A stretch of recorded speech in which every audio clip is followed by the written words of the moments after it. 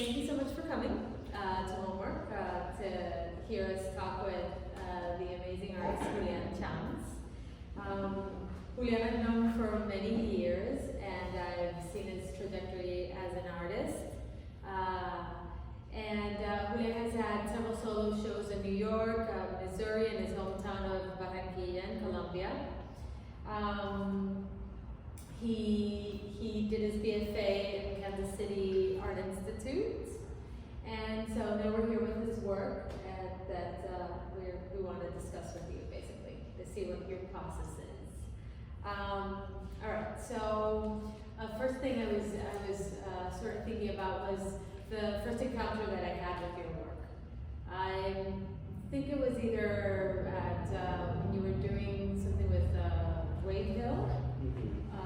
Bronx or in your apartment, I'm not sure. But what I do remember that it was just a breathtakingly beautiful, very green, and just sort of very inviting. To me, it just sucked me in.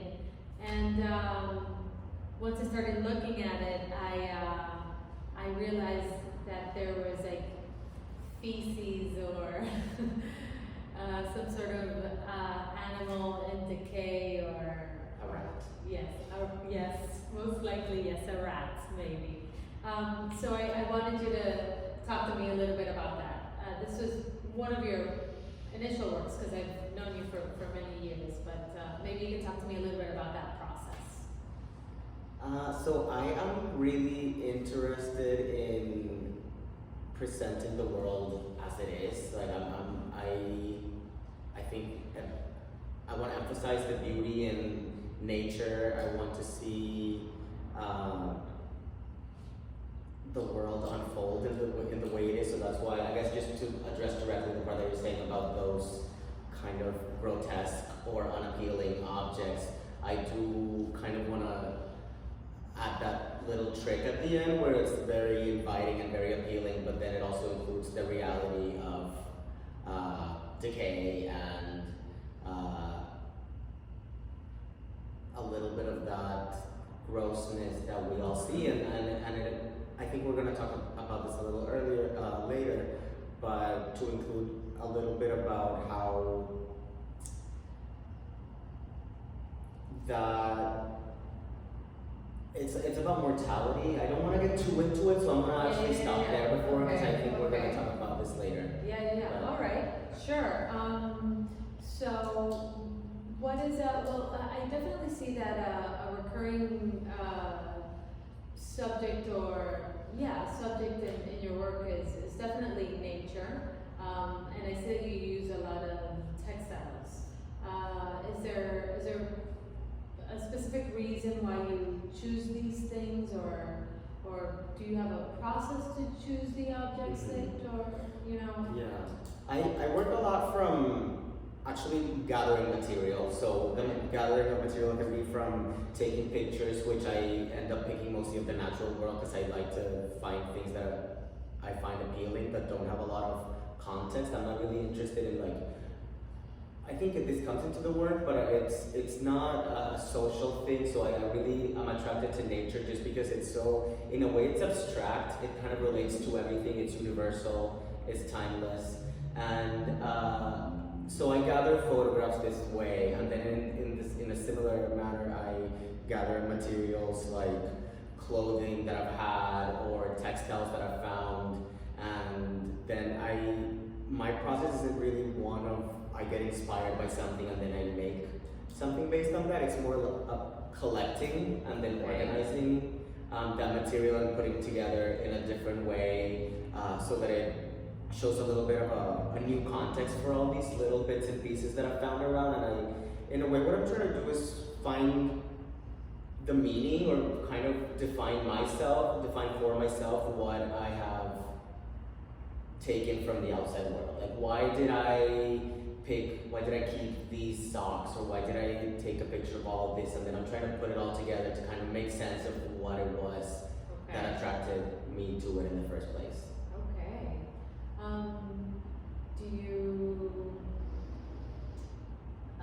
Is there a lot of trial and error when you, for example, with these socks, the hanging socks?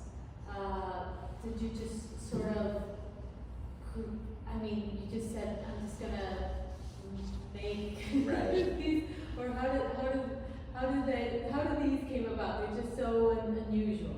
Yeah, so when I guess in that, yeah, the next step after I gather all of this and I have it,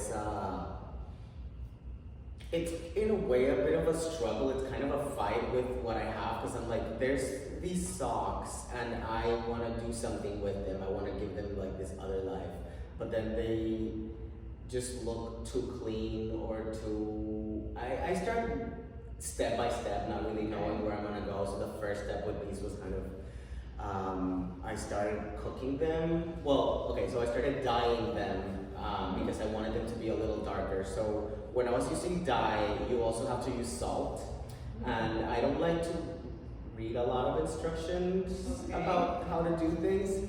So you have to put salt in them, and when I put salt in them, I put too much salt, and then I kept, because you know when you're dyeing something, you're kind of, they're in a pot. So I kind of then liked the idea of cooking them.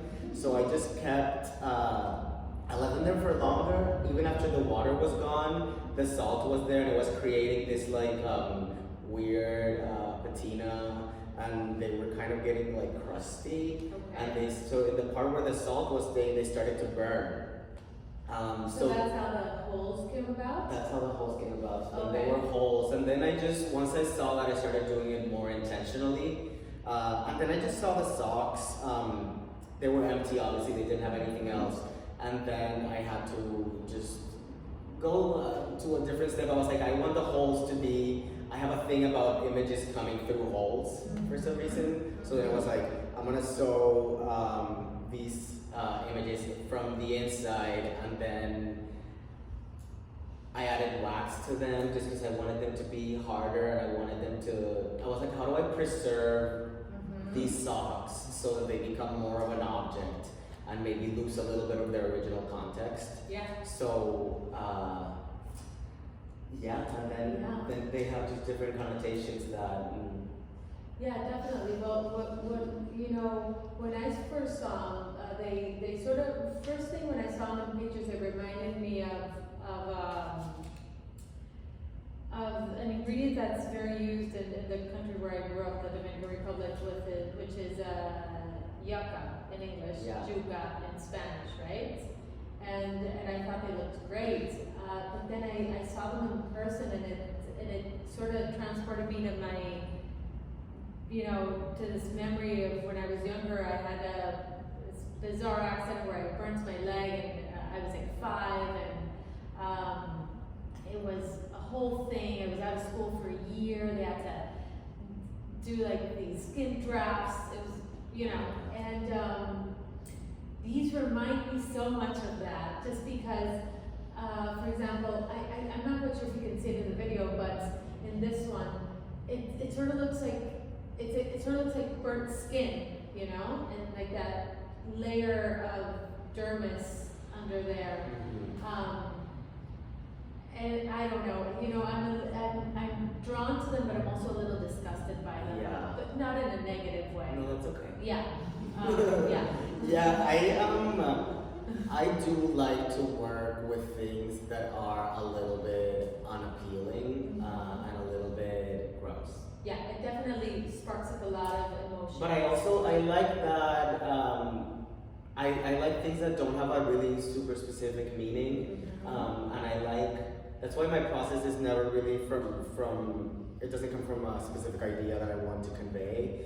And I am in these, I was really interested in just how they became bodily, how these, you know, like what you're saying, they kind of remind you of like just body parts and burnt flesh, which was never really something that I intended. But if I start seeing that result, I like that. I like that connotation of the body parts, and I also like that the fact that they can look like that, and you can at the same time still see the original, you know, object. So like you still see like socks.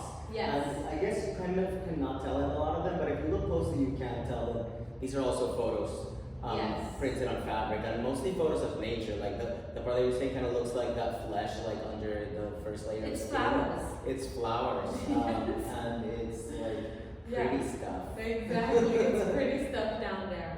Yeah. Okay, that's super interesting. I was also sort of researching and admiring the piece that's right behind us, and how the pictures are so what's the word that I'm looking for? Cinematic. Cinematic. Okay, Yes, exactly. My initial question is, because they look like they've got a spider web in front of it. Was that intentional, or is it, what sort of effect were you trying to get with? Yeah, so I had a little bit of I've had a year where I've been working a lot with fire for some reason. Okay. So this piece actually has a long history, well, with me. I already showed it once, and it was just the images by themselves on the tapestry, and it looked really peaceful. To go back to the cinematic part, I took them actually going up a hill, in Colombia, in the Sierra Nevada. So I was taking all of these pictures as I was like going up, and then I kind of wanted to get that experience of like what it's like to move through, with a car, and you're seeing through the window all of these different frames, and I wanted to capture that experience and be able to see it all at once. And then with the webbing, it was actually much later. The way that I work is very reactive to what I'm seeing, so I just didn't think the piece was dirty enough, or I thought that it needed a little more truth to it. Like I don't want to just express a perfect utopian landscape. Yeah. So then I started sewing this fabric in it. It's like an organza, and I started just lighting matches. So I started burning holes with matches, and that's what actually you see. So I wasn't really trying to. I guess the effect that I wanted to get was that effect when you're like seeing something through a mesh, or just something where you cannot really fully see the background. It can be a signifier for like thoughts, or like something when you have like a kind of like a cloudy memory. You can kind of like, there's like areas that are blocked. You can, when you're trying to remember something, you really fully see clearly what it is, and it's kind of foggy in some way. And I also wanted to see it in I'm interested in waste. I'm interested in showing both sides of both sides of things. Like everything's so nice in our homes. Yeah. We throw the trash away, they come pick it up, Right. and you never see it again. Yeah. So would you say that you're trying to teach people a lesson, or do you want to sort of like highlight that in your work? Yeah. But just like you're definitely highlighting it in your work. Mm-hmm. Yes. But my question is, are you trying to show people the effects for a certain reason, or is it just something that comes out naturally from you because you sort of live it in your day to day? I think it comes from. I think it's there, just because it comes from a place, not a place of preaching, or it's not a moralistic thing that I'm trying to be like, look at what we're doing to the world, and this is really bad. It comes from a place of trying to just be an observer and showing things the way they are, as I've said, and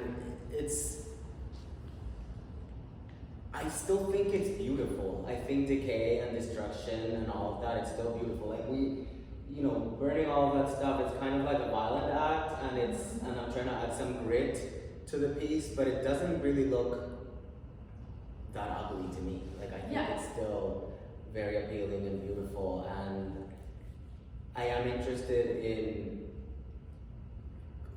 I think we should do something about climate change. I think Yeah. you know, the environment is super important, and the environment is only important only because of us, really. The environment doesn't care. Like, Earth will keep going, Mhm. and Earth will be fine after we're gone. And Yes. so I'm not trying to do a guilt trip thing with Yeah. that we should feel bad, but it's like we are one with our environment, so we just need to. Yeah, it'll just swallow us whole Yeah. if we don't Exactly. do something within ourselves. Yeah. So would you say that your work is autobiographical? I think it's autobiographical in the sense that all of the material, I'm not interested in material that doesn't come from me personally. I think it's maybe more than autobiographical, it's very psychological, and I'm trying to find out kind of why I make the decisions I make. Like, why am I attracted to this grotesque thing? Why am I attracted to openings? So in that sense it is, just because I'm trying to explore that, but it's not autobiographical in the sense that I'm not trying to have a narrative of like, I grew up here and this happened. It's autobiographical because just by the fact that these are my socks, it speaks to my life, but yeah, so it's not a narrative thing. Okay. Now, you did mention your upbringing, and we had discussed that we were going to do this talk, and I very loosely asked you if you know these materials that you use, or you know the pictures that you take, if you think that they're like very linked to your upbringing, and you very quickly said no. But then the other day I found out that your family, or you know, part of your family actually had a big textile store. Yeah, it's like they used to, well, they sell fabric. Yeah, so which means that you were probably very, maybe not involved in like the business or anything, but you did spend time at through fabric in like around fabric, right? Yeah. Yeah, I guess I don't really think it's not a conscious thing. If it is influencing my work, it's not conscious, but I'm sure it's there just because it was part of my heritage. Like, I grew up there, and also my dad's side of the family is Lebanese. Oh. So, you know, there's like a lot of like it's a merchant culture. Yeah. And like fabrics are a big part of it. There's like actually several textile companies in my hometown that are owned by people from the Arab world. Okay. But I think it's definitely there. I think a lot of my upbringing comes through in my work, and even in the content. Like, some of these pictures are fairly old. Like, I probably took them around 2008, and then I keep using them and reusing them. And they are from around where I grew up. So. Did you see yourself as a photographer when you were starting? You know, I never saw myself as a photographer because I feel like I take so many pictures of something, so I was never interested in having one photograph be conveying something. I was always interested in photographs as a material and something that I was gonna keep using for other stuff. So I was always interested in like comparing photographs or seeing photographs together and seeing what they convey together, or using them with, then I started using them with fabric. But I kind of just, without meaning to, I started gathering so many that it just became a huge database that I just pulled from. Oh, that's beautiful. That's great. So then you did another piece that we are exhibiting here at Homework. That's a bit different from the other ones that you've made, and it's the I'm not quite sure if it's coming out of the frame, but it's that sock rock. Yeah. And it sort of looks like a meteor to me. But it's very interesting. What sort of inspired you to do this piece that's a bit different from all the others that I've seen from your work in the past? like I said, I like things coming out of things, and I also like things embedded in others. So for one time I was like in New Orleans, and I saw there was a lot of stuff on the ground, and while the concrete was still wet, they kind of created this mosaic type of stuff. Okay. And I was really interested in the way that they were flat, like the way the two objects converge. So from that I had an idea. I only made some of these pieces that were more two-dimensional and that hang on the wall, but I was interested in getting, since I was already working with socks, I was interested in them kind of becoming part of an object, becoming kind of one with their surroundings. So this one was my first attempt at making an object version of those. And I also wanted to bring, so this is actually called, it's titled Fossil. And so it goes with what you were saying about the meteor reference. And I was interested in the pictures, in the other pieces that we were discussing, I kind of depict these natural objects, or like interesting and weird curiosity objects. But I wanted to make an object that was what I could take pictures of. So it was an interest. This one had to be a little more planned because all of that, it's this like weird epoxy that I had to just do a lot of planning. But I am interested in, this one probably conveys the most that relationship that we have with the natural world and how the two converge. So let's say this is if we're looking at this as a rock that happened in nature, and then just how with time maybe these socks kind of became one with it. And I was also interested in a volcanic, in like the meteor reference, the rock reference, and then like a volcano reference, I think too. There's like a little bit of with this wax that I poured on it, since I was already working with wax with the other ones. I started to make these openings, and then I poured the wax in there, and it just captures it in a moment in time where it's like there's just this stasis, this moment before something erupts, or this moment before something happens to this. Like it almost represents this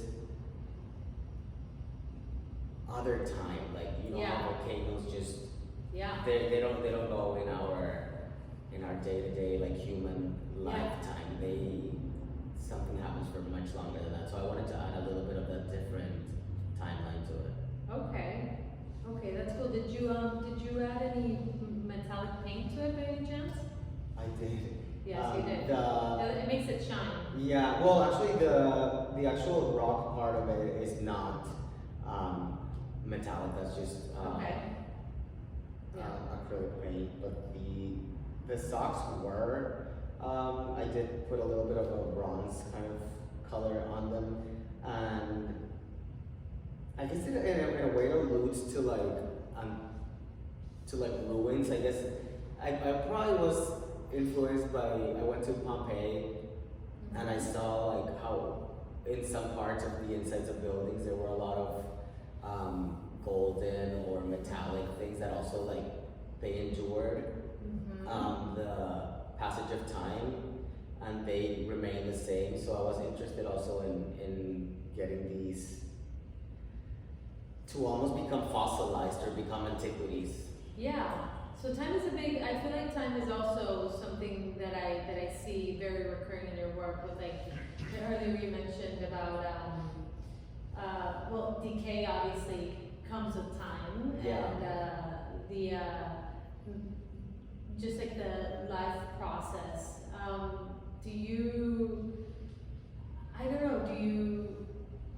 Do you feel like you see time differently? Does time affect your work very much? Are you stressed out about it? I'm not stressed out about time. I am late to everything though. Okay. But I am more interested in time as, I don't really see it as time, I see it more as something referring to mortality. Okay. And I see it referring to, like with these, we were talking about a different timeline, and like a timeline that is not our human, like what we think is soon or what we think is long. It's only relative to what we think. Yeah. But I'm interested in dealing with time in different ways. Like for example, in the cinematic piece, it speaks more to how we experience something, how we experience a trip, how we experience seeing a landscape. So there's different ways to, like that deals more with our time, with human time, and I think there's other pieces that speak more to universal time, where things that don't really have a lot to do with humans, which I think is, I just like to remind myself, I actually more than being stressed out, I think that brings me peace to think about a time that is longer than human time, to think about like how we're so tiny and a speck in time, and this whole thing just so it helps you relax. Yeah, Exactly. Well, I can see that, definitely. I have a bit of a different different sentiment with time, but I can see how that can be, once you sort of let that go, how it can be relaxing, not everything revolves around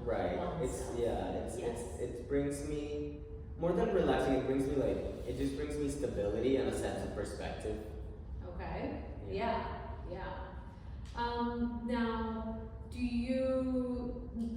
thinking back, do you have any artists that like really influenced your work, or that you saw when you were younger and you said, this is amazing, I would love to one day not necessarily do what they're doing, but be part of that world? Or I think that the way that I look at artists is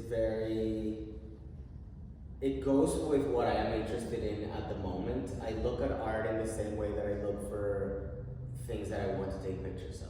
It's more like what appeals to me at the moment, or I actually like mystery in art. I don't like a full-fledged meaning for a piece. I like to just see something and find that I don't really understand it, find that it just attracts me visually, or that there's contradictions in it, and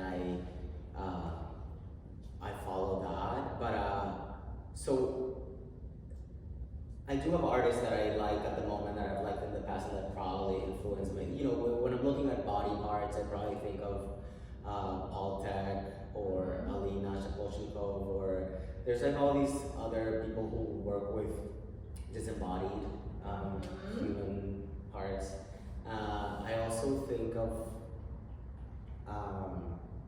people who work with nature. I love landscape paintings, just because, and I love landscape paintings that also show a little bit of more grit.